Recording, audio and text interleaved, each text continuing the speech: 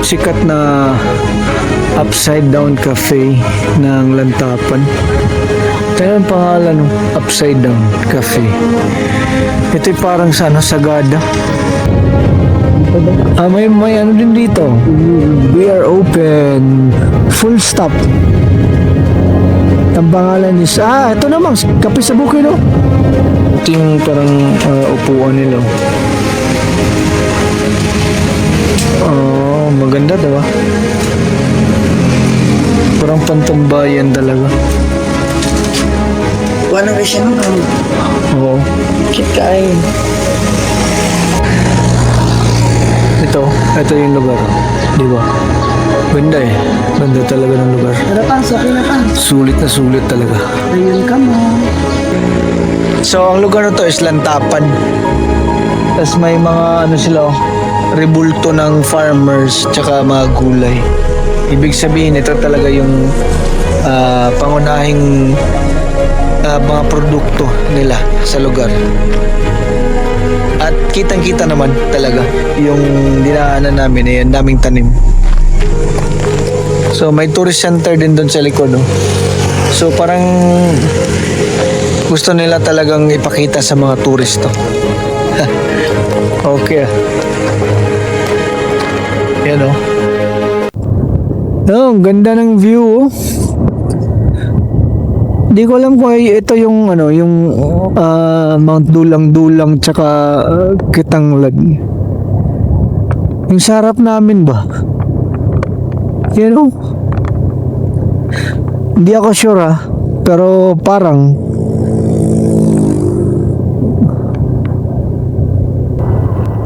ganda, oh. Mga pine trees, oh. Parang nasa abroad. Ano mang? Oh. Picturesque landscape, picturesque landscape.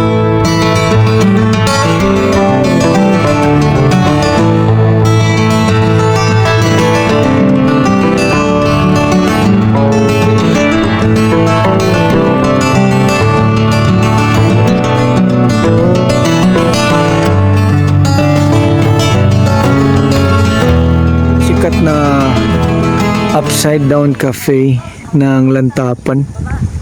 Kaya ang pangalan, upside down cafe. Ito'y parang sa Sagada. Meron ganito sa Sagada, eh. Upside down. Pa-picture lang kami. Iba din kasi, oh, parang yan yung sikat sa sa Sagada. Di ba nakapasok mo sa Sagada kayo? Hindi tayo nakapasok pero dumaan tayo. Hindi ko pa kasi alam na sikat pala yun. Bali nadaanan natin, nakita ko na upside down. Tas wala lang kasi parang wala lang. Pero pag uwi natin, nakita ko sa FB, sikat pala yun. Bago lang sila nag-open. Last year lang, December. So pa lang sila, 4 months. Bagong open lang.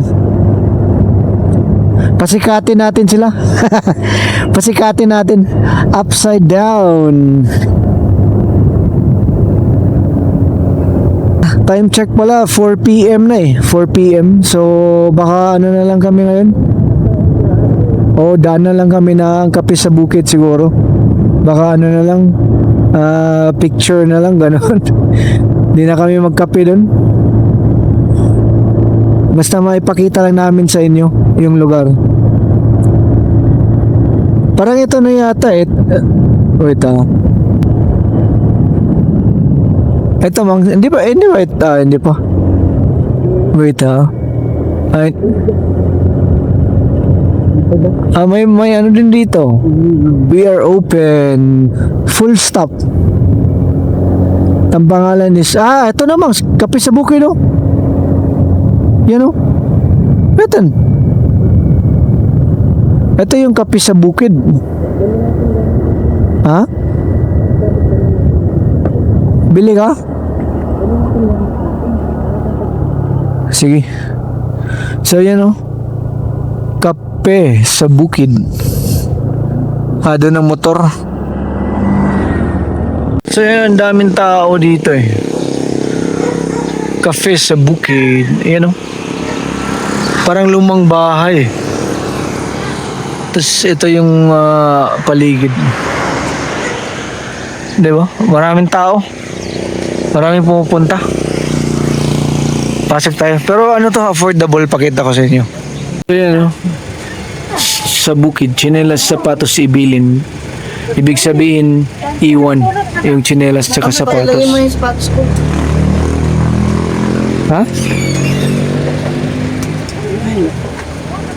Yes, titira ko. No smoking, no outside food allowed. Pasok tayo.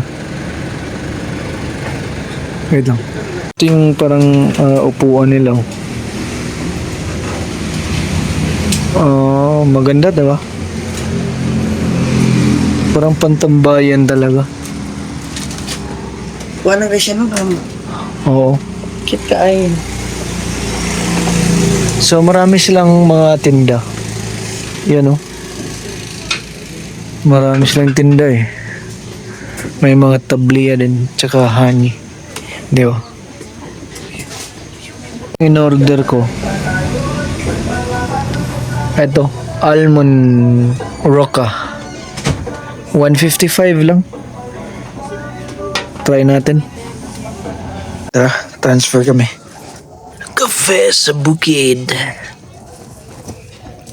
Great food, bukid experience. Okay. Ito yung lugar, oh. Di ba? Ganda eh. Ganda talaga ng lugar. Tara pa, okay na pa. Sulit na sulit talaga. Dayon ka mo. Okay. So, tapos na kami sa kape sa bukid. So, Tapos sa aming escapade. oo. Parang kota na kami, kota na. Kota na sa mga cafe. Pagtulog mo mamaya na pa niya. Oo nga eh. Yan yung makanda. So ngayon diretso na kami ng Malebalay sa pinsan ko. Doon na kami magpalipas ng gabi. Doon na kami mag-overnight. So alam na nila na pupunta kami. Naghihintay. Tatalang at pagtulog. Oo. So naghihintay lang sila. Ang lamig na ng hangin. Di pwedeng walang jacket dito. Talagang mahihirapan ka. Talagang malamig eh. Ano pa 5 p.m. na.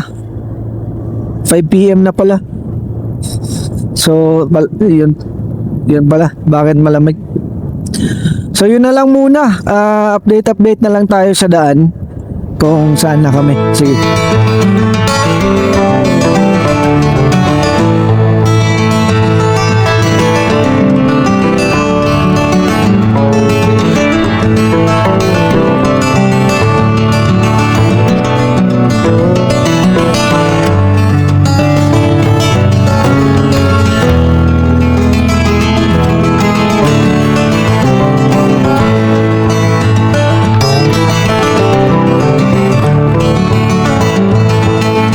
Kami dito sa Lantapan, Bukidnon.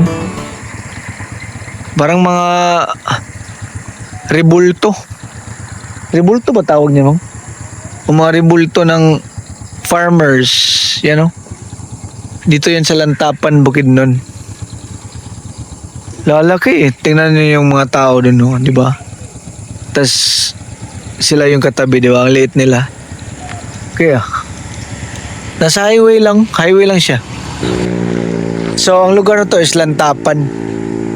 Tas may mga ano sila, rebulto ng farmers tsaka mga gulay. Ibig sabihin ito talaga yung pangunahing mga produkto nila sa lugar. At kitang-kita naman talaga yung dinaanan namin, ang daming tanim. So may tourist center din doon sa likod, no? So parang gusto nila talagang ipakita sa mga turisto. Okay ah. Yan oh. Mga ano din pala dito, mga truck ng tubo. Kala ko sa Negros lang, meron din pala dito sa ano, sa Lantapan. Yan oh, mga tubo. Oh. Mga tubo eh. Meron din pala diyan dito sa Lantapan. Talagang kumpleto na yung kumpleto na sila eh. May tubo, may mais, may mga saging. Ang grabe. Saktong-sakto talaga yung rebulto na yan. Ganda ng view oh. Sa harap namin oh. Bukidnon. Rekta talaga oh. Nasa bundok na, rekta sa bundok. Yung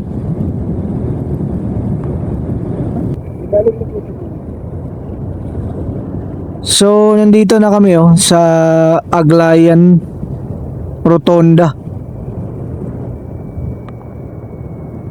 Ito na yung ano, dito na yung daanan papuntang Valencia or papunta ka ng Malebalay or papunta ka ng Tagum. So, marami itong option dito. Pero isa to sa mga parang landmark pag nandito ka sa Bukidnon. Pag nasa Aglayan ka may mga option ka. Nakapunta na kami ng papuntang Davao kasi paliko ka dito sa pakanan ka papuntang ano na yan, Valencia, Davao, ganun. Maramag, Kibawi, ano pa yan? Basta hindi ko kabisado, basta yan yung pakanan. Pag padiretso ka, parang yun yung papuntang Tagum. Tas kaliwa yung Pamalay-Balay. Pabalik ng Cagayan de Oro. Ito na yung rotonda na sabi ko. Ito. Aglayan Rotonda to. So yan, pag kanan pa Valencia, Davao, ganun. Pag straight doon, parang yun yung pa Tagum. Yun yung papuntang Tagum. Oo, doon, papuntang Tagum. Tapos ito, Pamalay-Balay.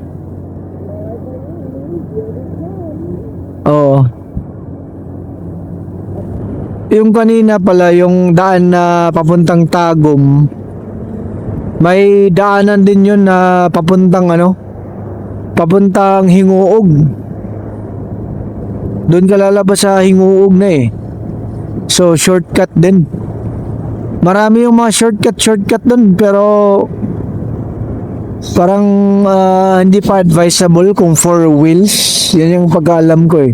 Kasi may parte pa doon na medyo hindi pa maayos. Lalo na pag maulan, ano siya, maputik kasi, so mahirap pag maulan.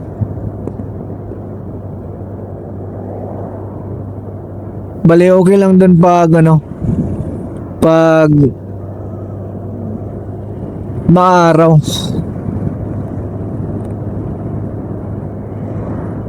Yan tingnan nyo yung mga puno rito. Mga yellow yung mga dahon. golden leaves. Oh, malapit na, Mangs. Malapit na talaga.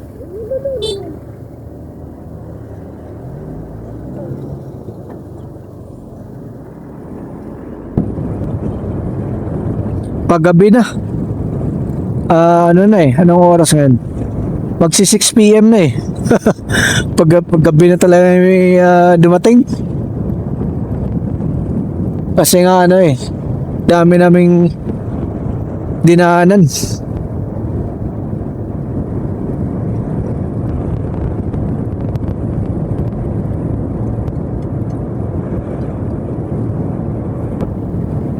Yan ay mga golden na rin, golden leaves. Ano kaya kahoy, punong kahoy yan? Anong tawag niya?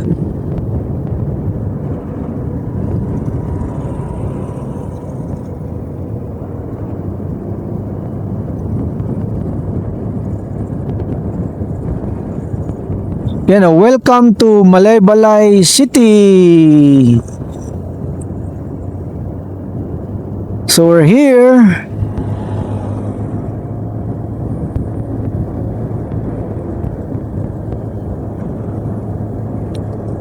We're back. Bali dito nakatira, dito pinanganak yung mama ko sa Malaybalay. Dito na siya lumaki. Dito nag-aral, nakapagtrabaho din dito bago lumipat sa Cebu. So palagi na ako dito sa Malaybalay. Nung bata ko, halos every year pumunta kami dito sa Malaybalay.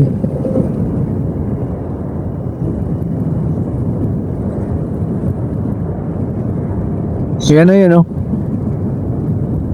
Oh.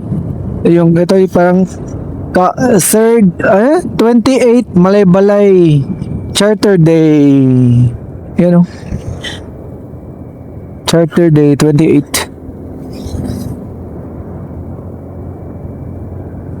City na to. Malaking city. Ha? Picture ng tawag ma, karon? Ugma lang. Ugma ta picture dia. Dumaan kami sa City Hall nila. Daming nagtitinda sa daan. Tingnan natin kung kabisado ko pa yung lugar. Wait ah. Parang pahirapan to ah. Pahirapan.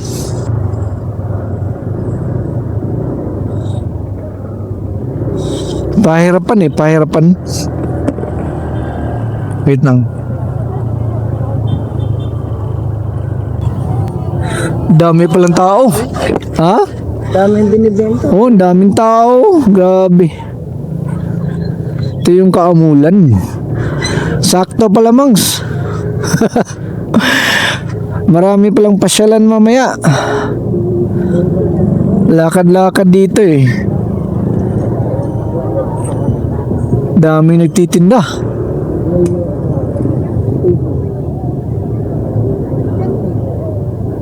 Wow. So ito na kami. Eh, wala ko, hindi na. Oo, nahanap din namin yung lugar. Yan o.